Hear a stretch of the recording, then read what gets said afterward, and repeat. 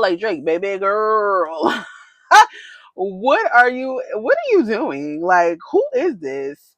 Like, I don't care if they like you. Everyone should not have access to you.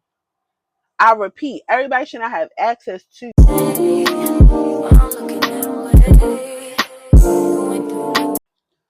Hey y'all, and welcome back to the PlusSizeVixen YouTube channel. If you're new here, I am your plus size vixen.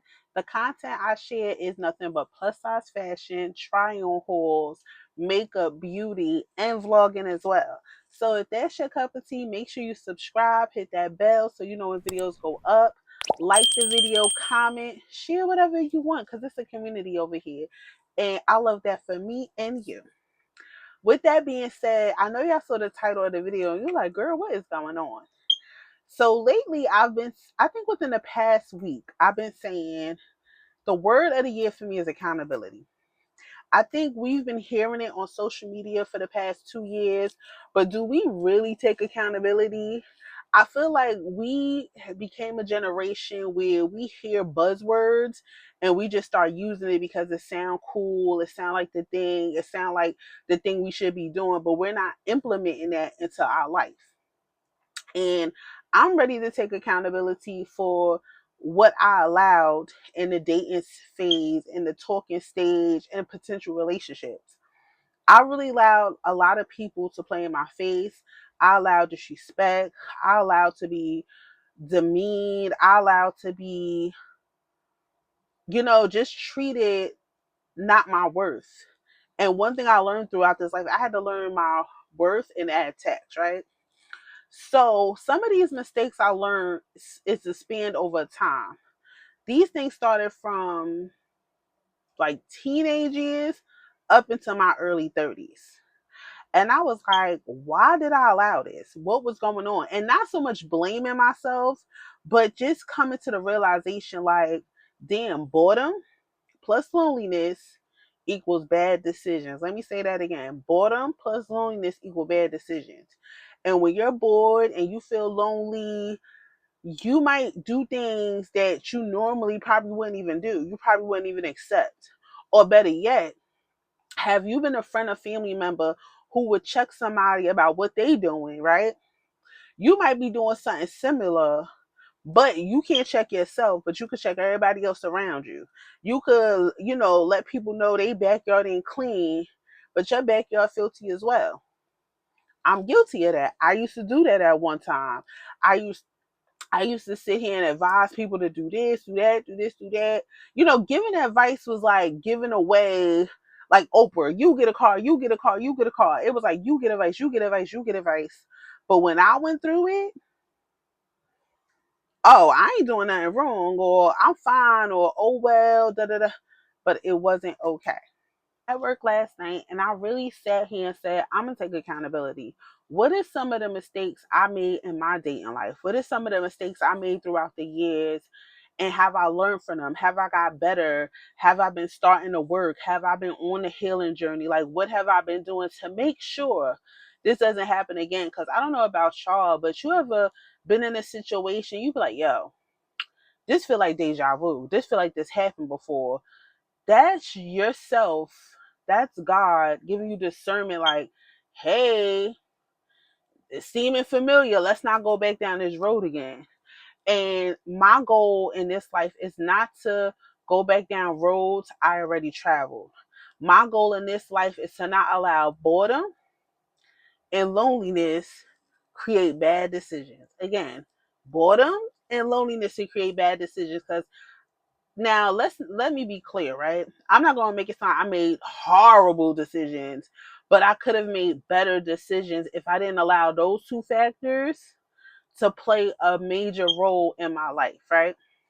So with that being said, let's get into the 5 things that I could have did better. Number 1, stopping my fitness journey due to a potential relationship. Now, as y'all saw in the title, this is plus size edition. This might could be for all women, so I don't want to take away.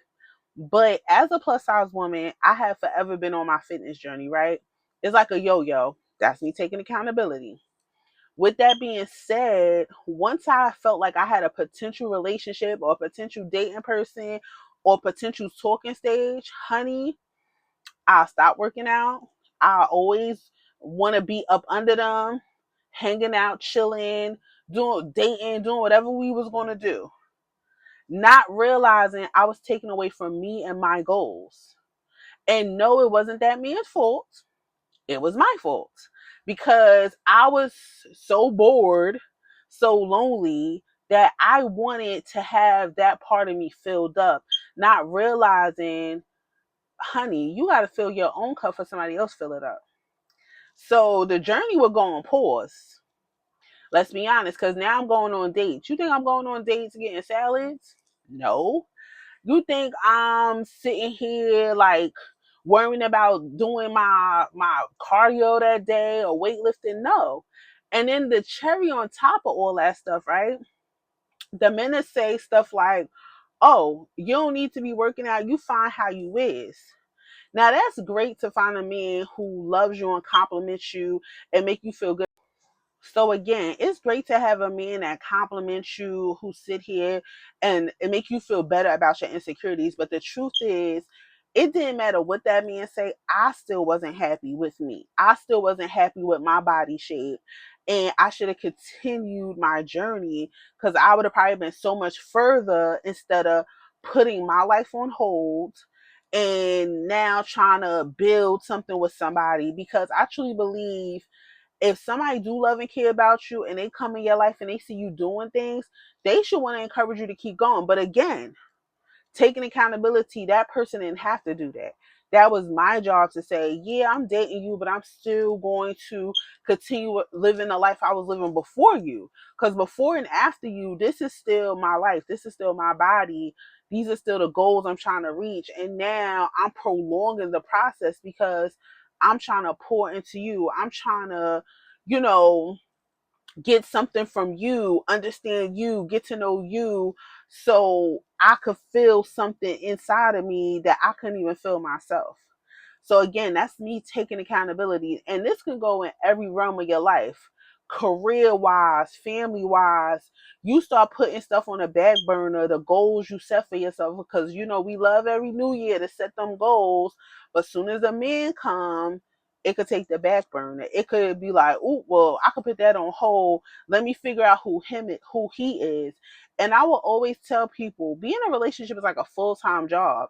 You become dedicated to your work. You want to show your work ethic. You want to show that person why they should choose you, why they should keep you. You want to do certain stuff to get extra credit. And I feel like this is why I tell people, make sure you got yourself together before you get in a relationship, because you don't want to put yourself on the back burner. Because guess what? That man probably ain't stopped going to the gym, dating me or not. He still made time to go to the gym. He still made time to make sure he felt good, look good. But I'm over here, being like Brandy, sitting up in my room, waiting for you to come back around to me. Definitely don't do that again. And what I learned from that is I have to continue to live the life I was living before that person and after that person. And if this person love and respect me, they will want to do it with me. They'll be like, fuck it, let's go to the gym together. Let's work out together. Let's have a good time together. But again, this is my journey. I can't do that again. Number 2, this falls into fitness, but eating out. When you're dating somebody, you're going to the restaurants and you're not thinking about, well, I'm going to speak for myself. I wasn't thinking about healthy meals. So now we going out to eat, eating appetizers, the main entree, dessert, the bread basket, 3 or 4 drinks. I ain't doing nothing but packing on the pounds, honey. And it seemed like in the beginning stages when you dating somebody, ain't too many, again for me, not too many dates was active. Every date was, we going to the restaurant, we going to the lounge, we going to the bar, we going to do something where we're sitting down eating, eating, eating. And how people say you gain that happy weight, relationship weight, honey, I wasn't even in a full relationship yet, and I was just gaining the dating stage weight. the talking stage wait, not realizing like, dang, I should have went to go do some active dates. We should have went for a walk in the park, going to the arcade, bowling, golf, I don't know, go kart, something where we're active, go to the gym together instead of everything going out to eat, going out to eat, going out to eat. Because again, when that didn't work out, I now go look back at my body and be like, girl, you done added another 10, 20 pounds to the journey, and we probably got half of the pounds off, but now you double the pounds back on, and come on, sis, like that wasn't the goal. So I wish in my dating life I was more vocal about maybe just doing something more active instead of just constantly going out to eat and constantly drinking and snacking and everything is I was eat them up. No.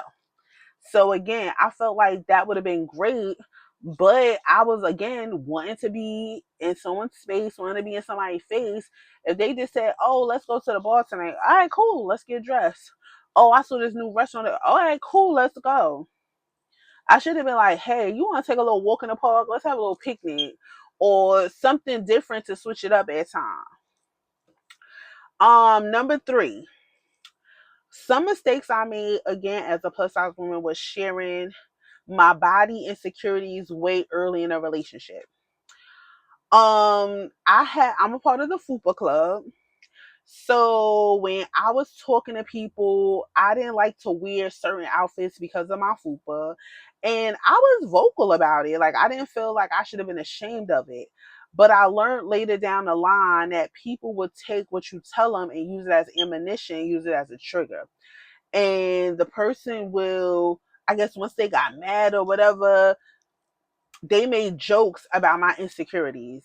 And I didn't realize, like, damn, I thought I was confiding in you. I thought I was building with you. I thought I was building with you. I thought, like, I can, be open with you. But instead, I learned that the moment I used to be open with these people, anything I told them as far as my body or just not only physical insecurities, mental insecurities, I felt like it was kind of later on used down the line as triggers to hurt me. And I didn't like that. Or I remember dating a guy particularly, and he was like, you were a pretty girl, but if you would have lost some weight, you would have been better. That was one incident. I had another incident. I was dating a guy. We was out at the movies, and when you out at the movies, you get a mixed crowd, men, women, children, whatever. And it was like a girl there, I guess he found physically attractive. And she was a petite girl, and I felt like he literally was breaking his neck to look at her, as if I'm not sitting next to him. So I'm curious to see what he's looking at. So once the movie was over, I addressed it. I was like, well, that didn't make me feel secure that you were literally gawking at this girl. And I felt like he tried to play it down. Like it wasn't that serious. But I was like, it must have been because, as a woman who's much larger than her, it made me feel like you would rather be with her than me. And if that's the case, you don't need to be stringing me along. Like we could shut this down now. And I felt like he didn't understand where I was coming from. And I was like, maybe you don't understand because maybe you don't have an insecurity physically. Because if I was looking at a dude who came in here with a buff body or who was whatever I was attracted to, you wouldn't like that. And I felt like he kept trying to minimize my feelings by making it seem like I was doing too much. But I'm like, sweetie, I saw you. You broke your neck. Like wherever that girl went, your eyes follow. And it's one thing to look. Cause I'm not gonna say he's not human. He shouldn't look at nobody, but you was gawking, you were staring at her, like you were zoned in as if like you were by yourself. And I found that very disrespectful. Did he apologize? No. He kept trying to justify what he did. So I just learned that going forward, I would love to be open and transparent with somebody, but I would have to make sure they're the right person I'm being open and transparent with. Yeah, that's it. Number four, not setting boundaries. And my biggest thing, what I mean by that is like, I feel like, again, that's another buzzword: boundaries, boundaries, boundaries. We love to say it, but we don't realize the work that goes into setting boundaries and sticking to the boundaries. My biggest boundary I wish I would have set is the nicknames. Now, typically when you dating, somebody call you boo, bae, those typical cute names, the boo, the bae, stuff like that. No, honey. Niggas was comfortable with calling me Fluffy, Pumpkin, Big Baby. And again, somebody watching this who's not in my same position might think, girl, you stretching it. But honey, I did not like those nicknames. I felt like you were giving me these names because of my size. You know what I'm saying? Because I know you're not calling every girl Fluffy. I know, or my big teddy bear. You're not calling every girl Pumpkin or Big Baby. Like, why couldn't I just been Baby? Or why couldn't I just been Boo? Instead, I felt like the nicknames you were giving me was coming off because of how I presented, and I did not like that. I'm going to be so sincere with y'all. I did not like that. And I tried my best to, like, again, those two words, boredom and loneliness. I just went with the flow. And that's another thing I had to stop doing. Because going with the flow could land you on the sand somewhere and you unhappy. You feel what I'm saying? And I never realized how much those nicknames bothered me because it felt like it made me, again, think about my weight. Like, cause again, this wasn't common. You know what I'm saying? And I wish I would have set some boundaries to be like, yeah, I don't like it when or better yet, boundaries also when it came to what kind of dates we went on. Like, why was I allowing just going out to eat dates? Like, all I was good for is to get a good meal. Now, don't get me wrong. I like a good meal, but I also want to interact. I want to have fun with you. I want to be, goofing off with you, karaoke, candle making. Like, it's so many more things that could have been done. So I really wish I would have set boundaries when it came to the nicknames, pet names, because it wasn't given for me. It really wasn't. And I remember this one dude, I think he used to find it so funny, like, Fluffy, Fluffy. And I used to be like, Fluffy. Like, I really was trying to get with it, but I could not get with it. When I tell you, I used to side eye him like, no, I don't like that. Just going my name. The fifth one was, this is a big one. And I got to take a deep breath for this one. Because real talk, this definitely brings me back more to my teenage years and early 20s. Settling for anyone who likes me. Honey, you could have been fat. Well, I don't want to, you could have been a bigger man. You could have been tall, short, skinny. Don't matter your size. Didn't matter. I guess like that song go, I ain't got no type. Honey, I ain't had no type. If you like me, I was okay with dating you. If you rolled for me, I was okay with dating you. Because again, I just wanted, someone to call my own. So I used to date them all. Now I have more of a preference, but before, honey, I look, if you even gave me an inkling that I was your type, I was your cup of tea, I was like, all right. Now, granted, people can debunk that and say you should be dating or talking to people who like you, and you're right. I'm not saying you're not. What I'm saying is, when I look back and think about some of the people I allowed in my space, not only physically and mentally, it was shortcomings, and I'm choosing the right words without being disrespectful to anyone. Emotionally shortcomings, financially shortcomings, where I'm like, girl, I felt like Drake, baby girl. What are you doing? Like, who is this? Like, I don't care if they like you. Everyone should not have access to you. I repeat, everybody should not have access to you. Why are you settling for the first Joe Smo who smiled in your face? No, beloved, that's not okay. I don't like that for you. I don't think that's okay for you. And I had to learn, like, girl, you have some preferences, but you know what happens though? This world to make people think, especially plus size people, that having a preference is, how dare you? You're plus size. You don't get a preference. You don't look like the rest of us. So you shouldn't have a type. You should just be happy with whoever gives you some attention. And I fell into that space.